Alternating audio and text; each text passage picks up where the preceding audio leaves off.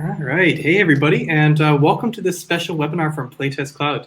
If you don't know Playtest Cloud, I'll give you a little introduction. Playtest Cloud is a service which gives game studios access to real players to effectively provide game studios with outside players to play your games in their natural environments, helping studios reduce churn, dropout rates, improve first-time user experience, and player enjoyment. Today, though, we're going to kind of take on a little bit of a different topic than our usual webinar series. So if you have any questions, we've opened up a Q&A section. Feel free to type in your questions there, and if we have time, we'll try to address a few of them. But before we begin, we have a really full panel today. Let me start off by kind of introducing you to them pretty quickly. First off, we have Celia Hodent. Celia is a leader in the application of user experience and cognitive science in the game industry. She brings over 10 years experience in the game research industry. She is also the founder of the Game UX Summit and advisor of the GDC UX Summit. Currently, she's promoting her new book, The Psychology of Video Games. So welcome, Celia. Hi, everyone. Thanks for having me. Perfect. And next we have Nita, who is an award-winning UX specialist currently with NetSpeak Games and was selected as NCV's 30 Under 30. Nita is also on the founding team of POC and Play, an organization striving to increase the inclusion of minorities in the game industry. So great to have you here. Thank you. Thank you for the invite as well. I'm excited. Awesome. Next we have Ross. Ross is a London-based narrative game designer for both video games and interactive fiction. Ross brings 6 years experience in the gaming industry and has collaborated with world-acclaimed publishers like Square Enix, Lionhead, and Warner Brothers, as well as some award-winning game creators such as the Oliver Twins and Metatronic. Happy to have you as well. Cheers. Thanks for being. Perfect. And lastly, we have Alex. Alex is has 20 years experience for writing in games of all flavors, mobile games, video games, tabletop games, and live-action role-playing games. In the past, Alex has worked for studios including Blizzard, Wargaming, BigPoint, but currently Alex has been working with Wooga for the past 4 years. In Alex's own words, as someone who comes under the LGBTQ+ umbrella, Alex is passionate about including a diverse range of characters in all games. Thanks for joining, Alex. Thank you for having me. Awesome. So we talked about this a little bit earlier, but I want to remind our panelists as well. We want your input as much as possible. So as someone who is really not an expert on this subject, I'll do my best to direct questions to those whose expertise I feel like fit the topics or the questions. But if you have something to add, feel free to jump in. We'd love to get everybody's input and kind of create this as a more casual kind of conversation. But we'll go ahead and get started. And I'll actually, Ross, I'll start off with you. As I know you've done a lot of research on the history of LGBTQ games. And really, queer folks have been represented in games for quite some time, albeit in some subtler ways in the past. But from your experience and research, what did game representation look like in the past in comparison to what it looks like today? Yeah, good question, because obviously the history of games and LGBT plus sort of topics is interesting. From what I have looked at, I would say that the representation has sort of changed in some ways, but not in maybe ways we expect. And in a lot of ways have stayed the same. So some of the ways to look at the industry is looking at obviously as more of a on a big budget side or on a more indie side. And you know, today we have loads of indie creators in the LGBT plus space that create games exploring sexuality and gender identity.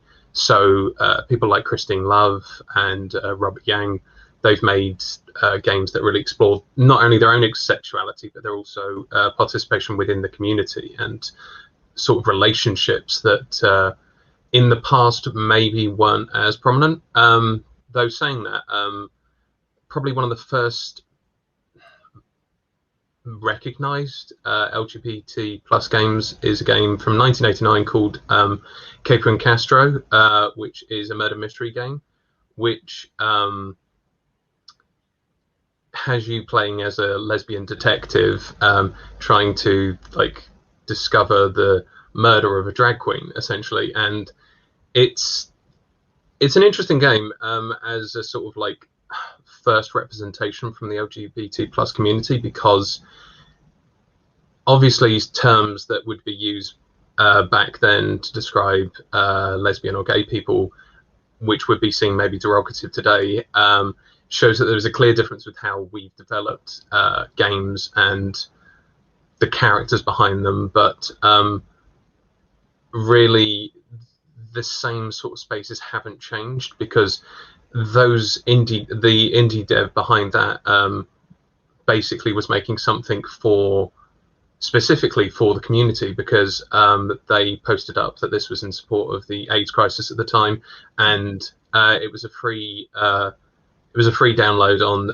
old PTP boards, I believe, and it was basically, if you download this, please donate to your local AIDS charity at the time, which is something I see a lot today with places like Humble Bundle or even other LGBT plus devs coming together to create games that will then support charities, whether that's to do with sexuality or gender identity. But saying on the other side, looking at bigger games, those games have largely been made by people not within the community. So, or if they have, they've not been the powering voice within the creative side of things. So, obviously there's always been LGBT plus devs, but whether they actually can tell their own stories at a big studio or get funding for that or support for it has been rare. And when that representation has been there in the past, it's been very much derogatory or stereotypical. We can even go back to some early games like Streets of Rage, which had a trans character that was sort of not properly explored, because when it came to localization, the developers were basically placing between whether this character was a woman or was a man, and they didn't really understand at the time, what that meant, but they wanted to create an interesting character. But that obviously created a stereotype, which it really was something that a lot of the community has debated over the years and has almost become infamous in parts. But the funny thing as well is, if you still look at modern day depictions, something like Grand Theft Auto 5, there was been a lot of talk about that game's depiction of sex workers and transgendered people and cross-dressing people, in the sense that they're seen as, the butt of jokes or stereotyped or sexual objects, things which, again, something made 30 years ago is not very different from something made 5 years ago when it comes to a big AA space. And though you still get sort of positive representations in some big games, those are mostly sort of, a kiss scene that you have to really work towards. It's not something that becomes integral as part of the experience. So though the history of the LGBT representation in games has changed, I think that's more come down to there's just more devs that have the accessibility to actually make games. So you see these underrepresented groups making games that represent them, and that's, in my opinion, the main difference. But yeah. Okay, and I feel like too, traditionally, there was a feeling that bigger studios saw that releasing games featuring LGBTQ plus characters, and even those themes were maybe a little bit more risky. Is that still true today, or is there still a perception of risk here? I could talk a lot about this, so I'll try and keep it briefish, but I would say that it's sort of still a problem at bigger studios when it comes to perceiving risk, because the elements of LGBT plus stuff that comes up is often very surface level in a user's experience. So something like Overwatch or Rainbow Six Siege, they'll have an array of cast of characters that you can pick between, but they tell you in some support material or like one comic strip or something that this character is gay or this character has a girlfriend or something, and it's just this. It's sort of placed. These games are designed without that intention in mind, and so they can pick and choose basically what they present within a game, and it allows players mostly to ignore elements if they want to. They can ignore that character's sexuality, even if it is something that they've mentioned is part of their character. So it allows them to sort of get away with it almost. Though really, I think the biggest problem for a lot of companies, well, bigger companies, I would say, is that there's this idea of market risk in the sense that obviously LGBT plus protections and laws are still not great around the rest of the world. I mean, there's still problems, you know, in places which we would consider more progressive, like Europe and America and stuff. But obviously, there's more explicit like banning and censoring of LGBT plus content in countries abroad, and markets that the gaming community, that the game industry really targets towards, like China and most of Asia, still have censorship laws that sort of prevent them from promoting sort of homosexual, transsexual agendas. So it sort of means that if you're going to include some sort of LGBT plus element within a game, that means that the companies might not have a market within China, for example. And obviously, it's a very big market that can produce a lot of revenue for a company that obviously, if you just don't include that element of a character, or if you just don't design with that sort of element as part of the game, then they can sell it there, and it's seen as a better marketing opportunity than if they didn't. And just for example, from something that I found, it's not that it's representative of the current actual player base, for example. That's not really what is the problem at these bigger businesses, I find, because, for example, a poll from 2017 in the UK found that about 8% of the population consider themselves not straight. So still considered a minority. But if we look at it more in depth, another poll that puts people 22 years or younger, a third of people actually don't see themselves as straight. So you're seeing that very much like the demographics that you look at can very much affect how a game could be marketed. And obviously a lot of younger users are what companies aim towards often. So if we were to actually look at hard data, bigger companies don't take risks, but there are demographics that show they could take those risks and be fine with it. I mean, as we've seen with a lot of games, you know, there are LGBT plus inclusions in bigger games which haven't made waves as much as they would have like 20 years ago, for example. So it's very much a case of, I find that big companies don't really want to take a risk on that side of things because they don't want to push that as a main element of their game. And like you asked about a solution earlier, and I would say it's just a case of a lot of those bigger publishers and developers just being brave, essentially, and just actually pushing towards some change. Because as we know, there's big companies are very much in mind of keeping safe investments and safe opportunities when it comes to developing games. But in reality, if they wanted to push what the standard is that we see within LGBT plus spaces, then that means that they need to, you know, ignore the fact that they will be banned or censored in some countries, push towards actually including it as a core element of their dev team, of their actual dev cycle, of actually promoting it, and not being, as is the sort of cynical view, of being a 1 month in June every year where they care, where it needs to be something that needs to be part of that company ethos. So yeah, and not only that, it needs to be something I find that all of the big companies sort of push towards, because as much as one very big publisher or developer might push towards that, unless they all sort of make that push as an industry, it's never going to really take hold. Absolutely. Yeah, that's one of those things where I think it needs to be a team effort, and I think it's a risk, and that people need to kind of take that that risk and kind of just jump in and just kind of trust that it'll be okay. Now, Celia, I'll turn to you. In kind of your research, you speak of biases and how they can prevent us from being inclusive in the hiring process, and it's really important.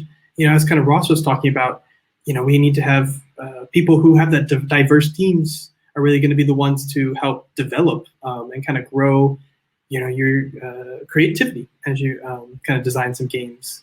Now, we just talked about with Risk, what is the importance of gender diversity when building your GRUX team? What is the risk that you will miss out when not having a diverse team?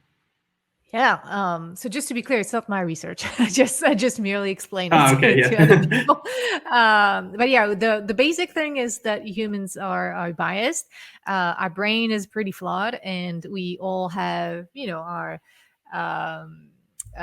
we all perceive the world in a different way. Perception is subjective, and we have a ton of cognitive and social biases. So really the basic element is if your team is too homogeneous, you're not going to be able to think outside the box. You're not going to be able to be inclusive just because you can't take into account everybody, simply because we all have our own perception of things, and that's it. So you need to. There's no magic trick in there. You need to have diversity on your teams if you want to ensure to offer products that going to be diverse and that's gonna, or games, gonna really resonate with a lot of people. It's just not possible to account for all the different communities and all the different people who are not like you, just because we have these big limitations. So that's the best way to do it. And even if you learn about biases, we can talk about certain biases if you want.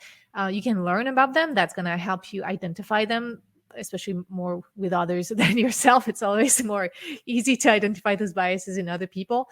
But still, because most of them are implicit, even if we know about them, we most of the time we're just going to fall for them. So the best way is to have very strong processes. That's why we have the scientific method in science, so that we can just go over these issues without a strict methodology and very rigorous method. We are going to fall for our biases, like confirmation bias is a big one in science. And so it's the same thing for anything we do. That's why we need processes. That's a very strong one, but not just rely blindly on the processes. Understand why we do the certain things and having inclusivity on your teams. Yeah, we'll definitely kind of go into a little bit of that implicit bias trainings and kind of the methods a little bit later on. But one question that I am kind of curious about is, suppose that we have a lot of teams watching today. Perhaps maybe one of them wants to grow in LGBTQ plus representation, but isn't looking to expand the team anytime soon. What can somebody who's in that position do to really grow in their representation that doesn't involve hiring new employees? Yeah, well, there's a lot of associations and communities that are really happy to help out. So there's a website, it's called the ethicalgames.org. This is an initiative that I started with a few folks in the game industry to make games more ethical, and it covers a lot of stuff, including inclusion. And so on one of the pages, there's a list that is not an exhaustive list, but there's a list of associations and organizations that can help out, and especially regarding inclusion.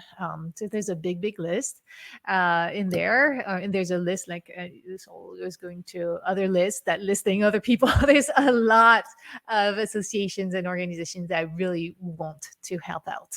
So reach out to them, reach out to the communities.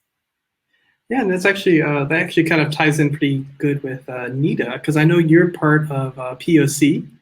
And that's an organization that really does help with a lot of representation. And as well, as we're talking about the hiring process and hiring diversity, you work with NetSpeak. And through kind of our conversations earlier, NetSpeak really has a company makeup of lots of LGBTQ+, persons of color, lots of ages, social classes. And so these conversations that we were talking about are probably pretty familiar to you.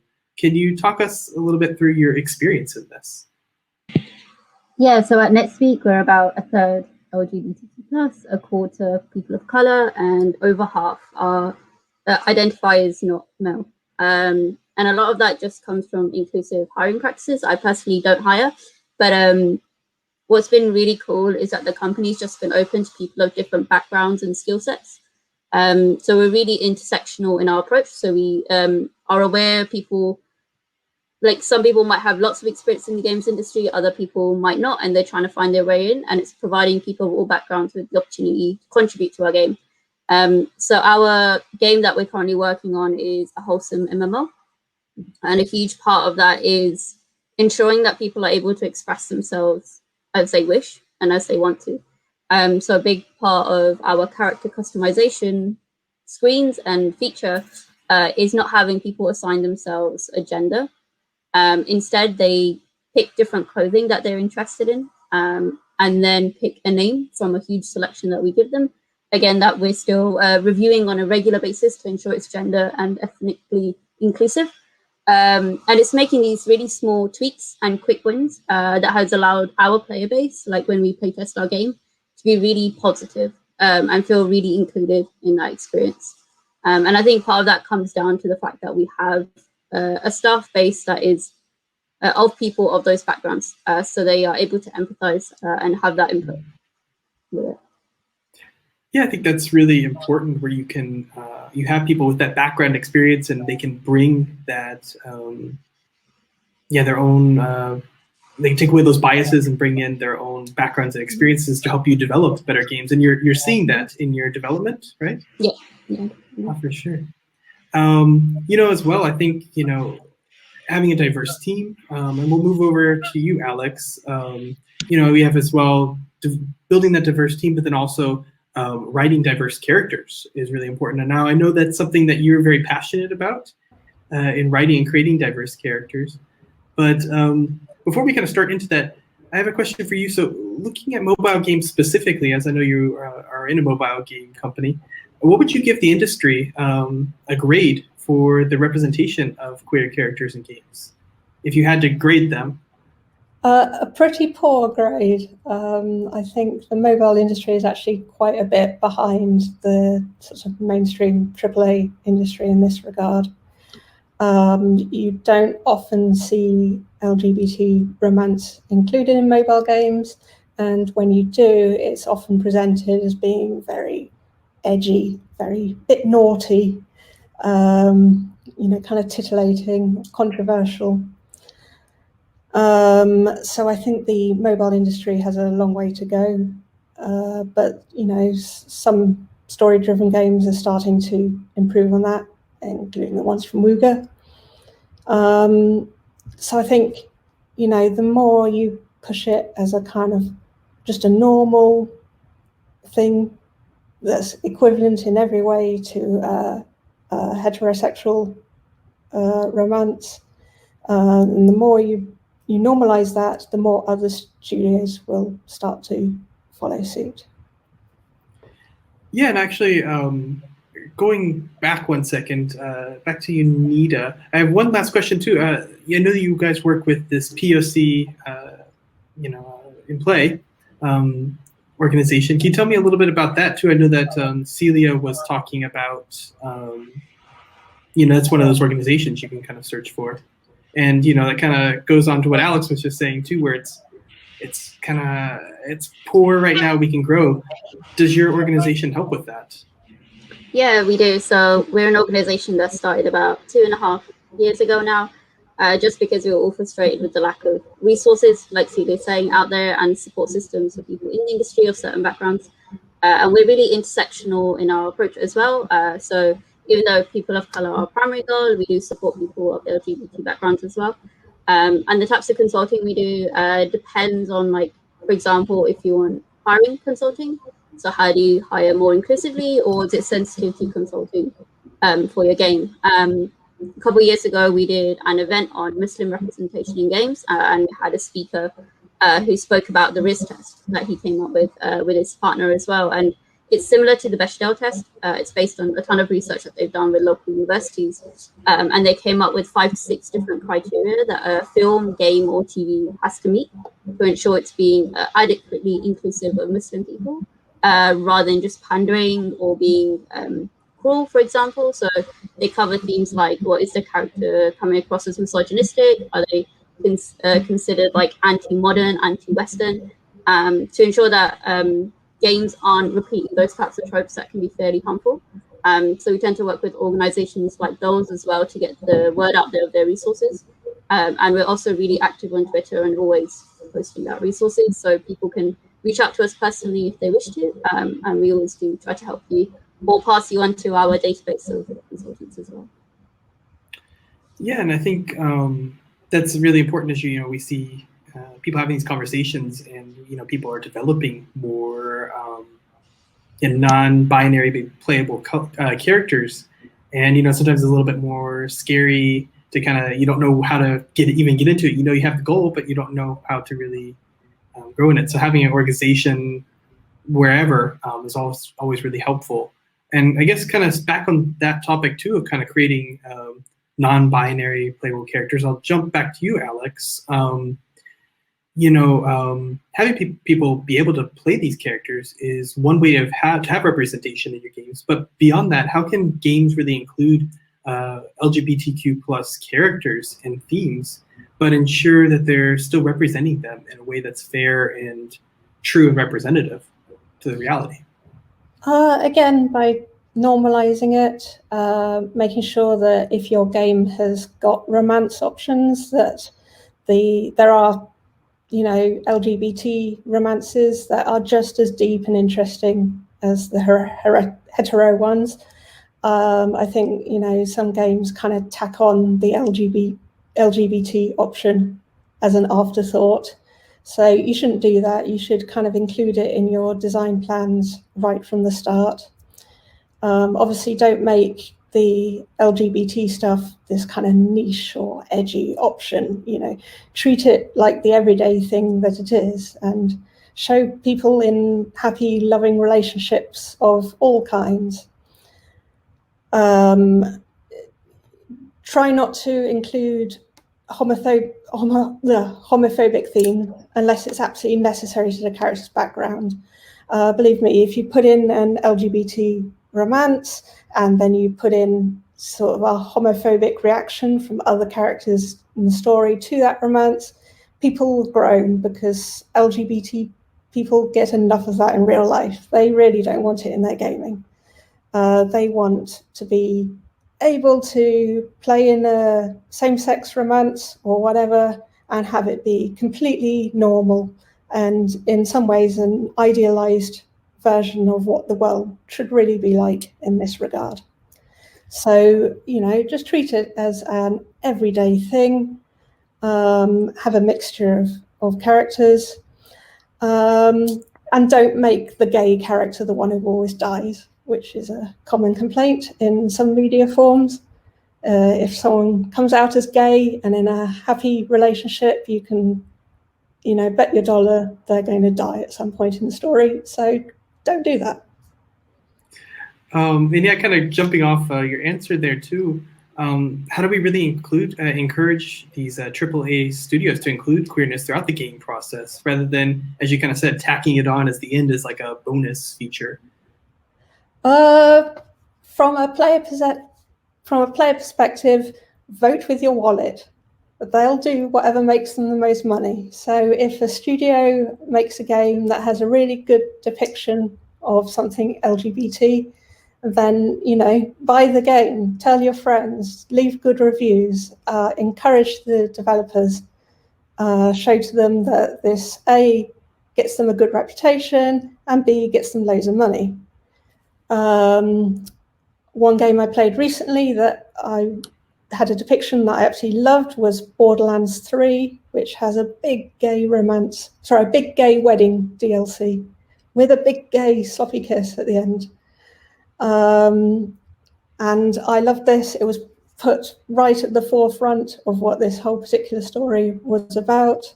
No point did any other character say, "Oh, that's not normal." Everyone else is really happy for this couple, and they committed the whole way by showing the big kiss at the end. And I was happy to go onto their website and leave a big positive review saying, "More of this, please." Show them that being inclusive is what's going to make them money, and they'll fall over themselves to do it. Yeah, and I think even encouraging our developers who are here. I mean, you're here as well, viewing this and kind of engaging in content like this. So we're already moving a step forward, and we're really glad to have you guys in attendance today as well. But I guess kind of jumping on this, and I'll open this up to anybody who may have an answer to this. This was from our audience. Someone writes, they're wondering, what do they think about LGBTQ plus representation in some of the newer big titles, such as Assassin's Creed, Odyssey, Mass Effect, Fallout 3, Las Vegas? Is that inclusivity, or is that more queer baiting, in their words? Does anybody have an opinion on that? I think the AAA market has got better in this regard. I think they have realised largely that, if they're going to have romances, then they need to have a variety of romance options. So I don't think they're perfect yet, but I think they are getting better, and they are learning as they go. Okay, well, I'll jump back to you, Ross. And I know that you have a little bit more background in the development kind of perspective. And from my understanding, mobile development depends quite heavily on this middleware and game design engines, which sometimes have their binary genders kind of baked into the fully fundamental options that you can really go into. So when you're creating a character, you need to click male or female. You don't really get that third option. And that can really be limiting for developers who want to include greater representation. Is there anything studios can do to overcome this? Yeah, obviously with more of a design background, the actual coding and implementation side's not really something I can properly represent. Yes. But it depends probably more on a per studio basis or development basis, because obviously it can be seen as a resource to sort of change something that's already been established, whether that's time or paying someone to implement it and stuff like that. But really, it's something that I think is more of a problem, because you mentioned it's middleware that is often used. It's more of a problem that we see as an industry, in the sense that we see male and female pronoun choice as the norm. We don't see that as something that should be questioned each time we create a game. I mean, that is something more common now, I would say, where if you're going to include something in a design for a mobile game that includes player profiles and stuff, you do now consider more this idea of do we allow, there will be questions in the development team of, do we allow people to enter whatever they want? Is it just going to be a text box? If we make a drop down, what do we actually include? And I think when it comes to sort of stuff that's already pre-baked, I think, like I say, I can't speak for the implementation, but in reality, it's not that big of a change, I would say, to simply change, the variables and stuff that you use to make those options available. But the bigger problem is the fact that we don't see it as a normal thing, that being able to choose a variety of pronoun options and gender options is just not something pre-baked and part of that middleware, which is really where it should come from as a basis, because then we won't have these questions being asked of, oh, should we use this one or that one? It's like, no, just by standard, we should change them all. And obviously this comes down more to people who make that software, but it's people who use that middleware in their games need to contact the people who are making it and say, can you please change this? And with enough developers and studios actually asking for this, eventually it will be seen as, okay, we should start addressing this, whether that's now or in the future. but it will be addressed. So it's just standardizing it, essentially, I would say. Yeah, and I think it's exactly as Alex was speaking about. We need to vote with our dollars and vote with our money in that kind of sense, and that can kind of really put pressure on the makers of these middleware people to be inclusive and to include for sure. Now, I guess Celia, kind of coming back to you, one of the most important engines of development is the people running the development. In the research that you speak about and kind of in your writings, you speak of implicit bias in game design. But, we talked about this earlier, but how can our biases unwittingly impact how we approach mobile game design? Yeah, that's a big topic, but that's the whole point of user experience and user research is to make sure that we identify our blind spots and we verify our assumptions, and a lot of assumptions are false. That's the thing, and because so not only the brain is biased and very limited, so perception is subjective, attention resources are very scarce, we can't multitask even though we can, we think we can. Memory is very fallible, we believe we have a good memory, but memory is a reconstruction of the brain, so we can alter it at very easily, and we don't even realize that we're doing that.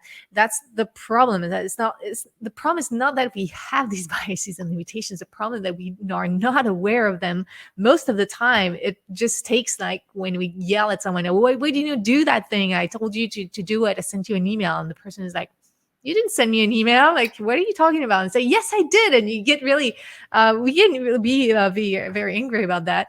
But then if we just double check and like, oh, I thought I sent that email, but you just thought of sending it, but you remember you sent it and you did not.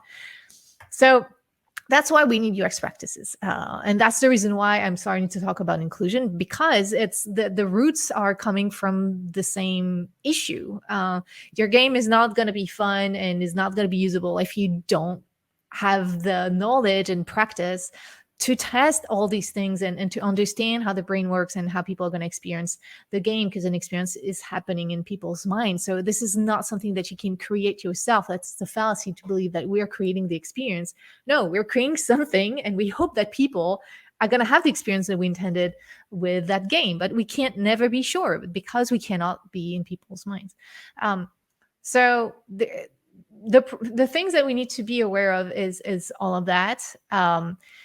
It's just a lot to cover. And so that's the reason why people can feel a bit discouraged by it.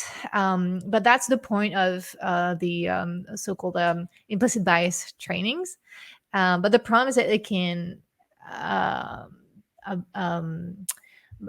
backlash with this, because it's pointing out that we're all doing these things. We are actually all participating into discriminating against other people. And that can make us very uncomfortable. And then we have the cognitive dissonance kicking in. So cognitive dissonance is when we see that we're actually doing something that's against our values, that we have like conflicting thoughts, or we have a certain thought and we see that we're actually not walking the talk. And that makes us very uncomfortable. And so we're going to post-rationalize. Like, oh, this is bullshit. I'm not racist. I'm not sexist. I'm not homophobic. What are they talking about? And so we have to be very careful with that as well, with the implicit bias trainings, because there's a few evidence that it's not always convincing the people that's supposed to be convincing. But yeah, do you want me to get into one specific? I don't know where exactly you want me to get me. Well, I know that implicit bias training is becoming increasingly a common method for employers to address workplace biases. But, I mean, how effective is this? Are there limitations? So that's the thing. We don't have a lot of data right now, and the data we have is it's not. We don't have like a strong academic research and a big community looking into these things. That's the problem. But it seems like with the first data that we have, that it's sometimes can be worse on the population that actually need to realize what's going on. And that is the population that is making the decision. Like, again, we are all biased. But we talk a lot about white, straight, cis men and able-bodied, because they're typically the ones who make decisions, who hire people, and so their biases are going to impact a lot of other people. It's not to say that the other people are not biased. It's to say that, well, this is the population that has more power currently in the West, and so these are the people who needs to be convinced and who needs to realize what's going on, and these are the one who can shut it off. And because of the cognitive dissonance, it can be extremely difficult to talk about these things. And so I've seen that a lot. I'm French originally, and I see the difference between. So I live in the U.S., but I'm French. I see the difference into how you can talk about this thing much more easily in the U.S. And not to say that things are better, but at least you can talk about it a bit more. In Europe and in France more specifically, because I know this country a bit more, it can be very difficult to even name things, talking about ethnicity, for example. It's very touchy subject. So that's the thing we need to be mindful of. But biases have an impact. We talked a lot about stereotypes and derogatory elements that we see in games, and that is a problem because we have a bias. It's called the availability heuristic, and that's a bias that makes us make decisions depending on what comes to mind first. So, for example, you might not want to go swim in the Pacific because you're scared of shark attacks, when actually sharks only kill about 5 people per year on average, whereas, for example, mosquitoes, they're gonna kill like about 700,000 people per year because of the diseases that they're transmitting. Yet you might not pay attention more to that, or make sure that you're doing the right thing to not get bit. But then you're going to be scared swimming into the Pacific, for example. And so that is making us make the wrong decisions.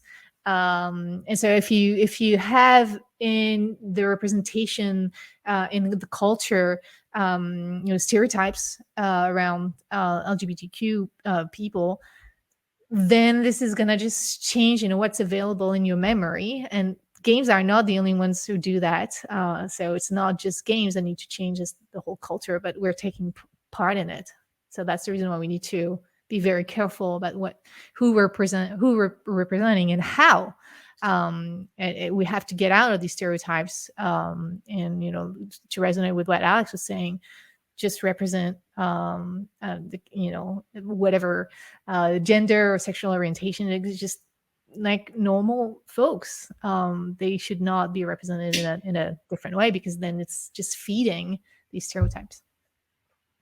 Yeah, and I think Nita as well, you're heavily involved in Netscape and POC and Play. Is having these implicit bias trainings, as Celia was kind of talking about, is that something you guys are often involved in or often have to kind of worry about? What is your perception of this? Does it help when you guys work with these kind of things? So we haven't had official training, but it's something we are strongly aware of. So leadership is strongly aware of how this can impact development, and they do regularly reassess, if it's causing problems, and they'll put in measures to avoid issues like that. So that could be, for example, mixing up development teams. For me, from a UX perspective, it comes down to recruiting diversity for playtesters. To ensure we get a diverse range of feedback. It's ensuring that we have a set process around playtesting as well, to ensure that the data is fed back with minimal biases on my end as well, which is super important. And then when we are doing a lot of narrative-based workshops and things like that, we'll ensure there's a diverse range of people from all across the company, more or less, having their input, and we ensure we get a broad range of references. We recently looked into getting sensitivity consultants in as well. So there's always a variety of tools that you can use. And it's also being aware that implicit biases are within all of us. They aren't going to magically go away, but we can adjust the impact that they can have on development. Yeah, it's interesting too. You talked about making sure you recruit diversity in players. So we're Playtest Cloud, and we match game studios to players and record videos. We've had issues in the past, though. Well, not issues, but concerns with game studios where they'll order, for example, a male playtester to play the game. As a first-time user experience for a few minutes, and they get the video back, and they say, "Oh, the voice that we hear doesn't match our what we expect to hear, in our cisgender nominative opinions." And we had to kind of go back and say, well, okay, we spoke to the player, and yeah, there is a transgender issue here. And 9 times out of 10, that's really acceptable. But yeah, I think it's at the same time too, you have to make sure the game studios are aware that, hey, this is the community that's going to be playing your game. And yeah, these things can come up, and it might even be worth recruiting for diversity as well. And of course, when in our world as well, with user research, we're a little bit limited in what we can ask and recruit players for. But it's to be welcome these kind of playtest types and recruit diversity in players. Have you had any experience, Nita, in making sure that you are, beyond LGBTQ, but just all different types of players? How do you make sure that you get that real, true scoop of target audience that you're looking for, who will be playing your game? So something we've done right from the start when I joined the company is regularly speaking to our potential players and people within the market that we're interested in. And through that, we've actually uncovered broad types of different players that we can engage with in the long run. And it's through having those regular focus groups and interviews that we've been able to uncover this. And that type of data has been really useful for me when I want to play test with people with diverse backgrounds, saying, hey, we know these people exist, and now we want to actually test with them. And it's just kind of building that connection of the developers with the players using different forms of data, whether that's the qualitative stuff that I do talking to players, or if it's using in-game data that might be more quantitative. It's just getting developers that regular exposure with players to make them more aware about who they're making the games for. Yeah, and I think we have a question from the audience as well, and I think either Ross or maybe Alex might have something to say on this, but one of our viewers asks, can you point to any examples of games which do a good job in LGBTQ plus representation, despite not extensively foregoing romantic relationships in their stories, mechanics, something that kind of celebrates LGBTQ culture in a positive way? We've kind of talked about a few specific examples, but do you have any other examples that you want to mention that do a good job without focusing exactly on the romantic nature of their relationship? Personally, it's hard to sort of address this because obviously the whole idea of sexuality is very much intrinsic to relationships. So if you include a representation of sexuality, it has to almost include relationships. You can have characters who literally mention, oh, I may like the same gender as my own or something like that, but it's hard to sort of tear those two things away, especially in games, because obviously there's an interactive element that your inclusion of things that create relationships or create character progression often means that you can't pull those bits apart, because that's what the player almost expects as part of the play, almost, I would say. There's definitely inclusions, though off the top of my head I can't think of it, because obviously most LGBT plus stuff is primarily around relationship stuff. You got Dream Daddy or loads of other dating sims which usually aim towards that. I don't know if Alex can think of any. Yeah, I'd agree that the most common way to show LGBT stuff is through kind of romance and relationships.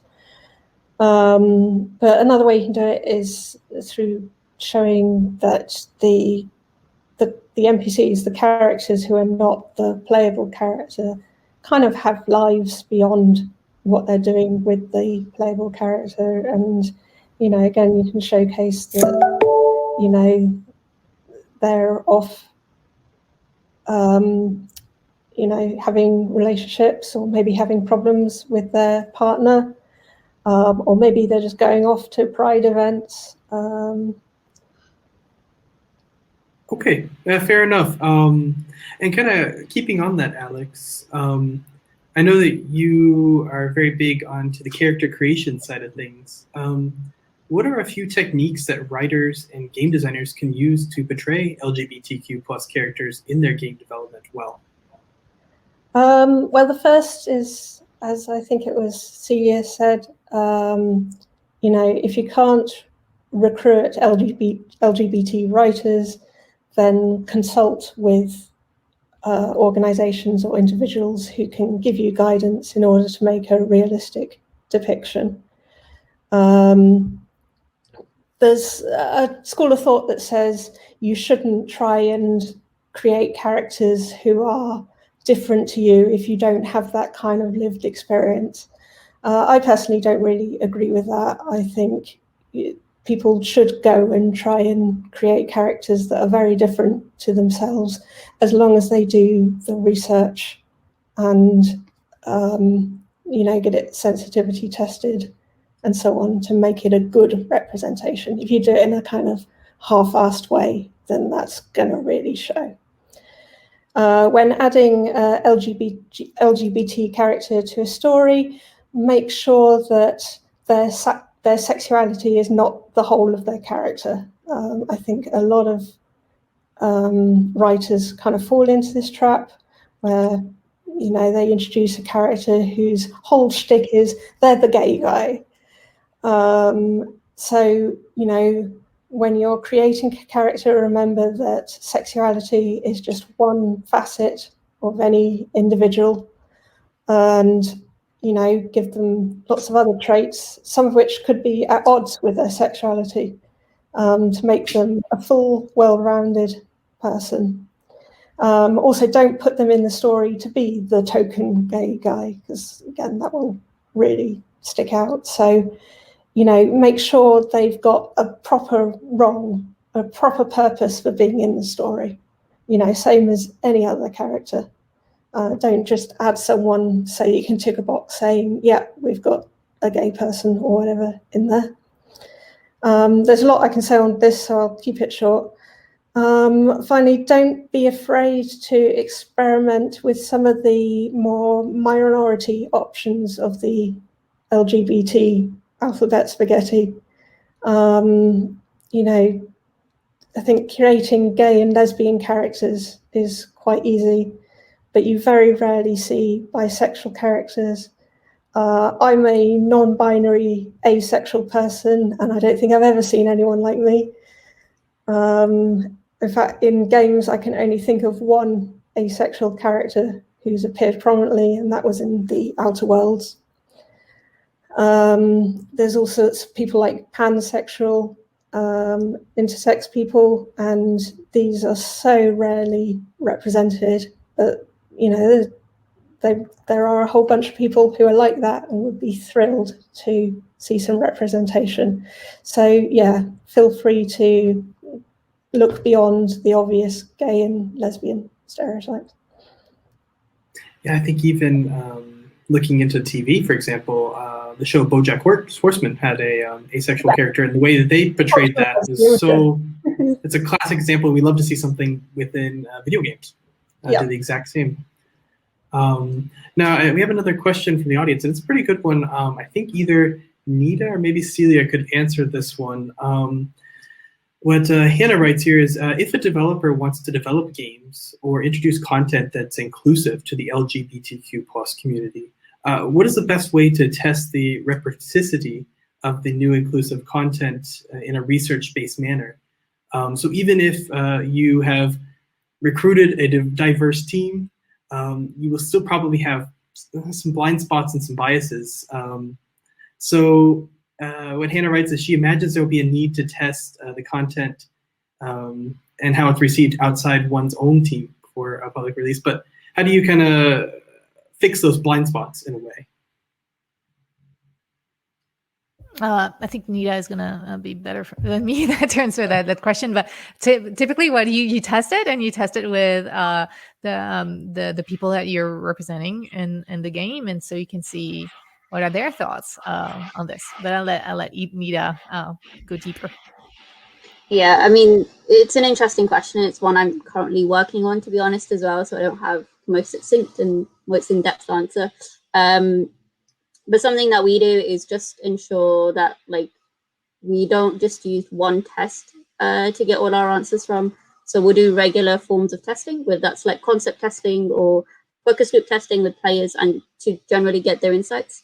So this could be for us to measure sentiment over time, for example, about a bit of narrative that might cover these types of themes, and see from there. But again, it does come back to ensuring it's not just one test. We also use sensitivity consultants. We do a ton of our own research, and we also speak to our players. And then it's down to you as the researcher or the UX person to actually infer, what the results are from that data, and to hopefully minimize your biases when it comes to that as well. But there's no perfect yes or no, as in this will be inclusive, because you are measuring people's feelings around a thing. So you won't get an absolute quantitative answer. It's down to interpretation. Okay. And I guess too, a good question, either back to you, Celia, or maybe even Ross. A lot of games feature a social aspect, especially mobile games right now. But a lot of times the facilitators of these games make sure that they can address problems such as bigotry and design ways to prevent these issues from occurring. I guess maybe Celia, in kind of your implicit bias and that kind of research, how do you make sure that you can keep your players from actually having these kind of implicit conversations and that kind of stuff, and really be preventative in that kind of way within kind of your area of research?